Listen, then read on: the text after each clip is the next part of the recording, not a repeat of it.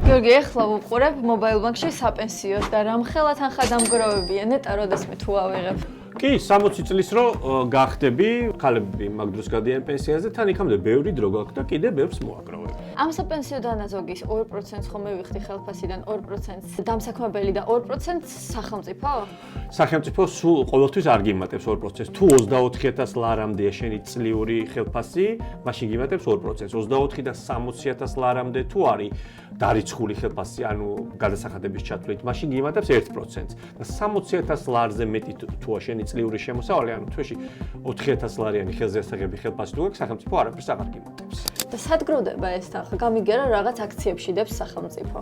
საპენსიო სააგენტო მართავს ამ ფულს და ასაკის მიხედვით ანაწილებს სამ სხვადასხვა პორტფელში: მაღალრისკიანი, დაბალრისკიანი და საშუალო.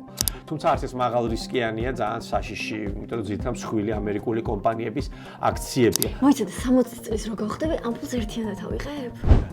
როგორც წესი არა, სამწუხაროდ ამას გაანაწილებენ 15 წლიან პერიოდზე და მაგალითად თუ დააგროვეს 360,000 ლარი, რაც შენ შემთხვევაში სავსებით რეალურია, გაყოფენ 180 თვეზე და თვეში გამოგივა დაახლოებით 2,000 ლარიანი ეს დაგროვებული პენსია და ამას ეს საბაზო სახელმწიფო პენსიას დაემატება. და თუ ვერ ვიცოცხლე ამდენ-ხანს?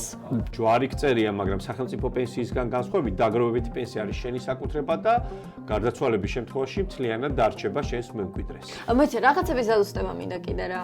თუ თქვენს ანასავით ბევრი კითხვა გაგიშთათ, უყურეთ პენსიების შესახებ სრულ ეპიზოდს 64-ის YouTube გვერდზე, ან დაგვიწერეთ კომენტარებში და გიპასუხებთ.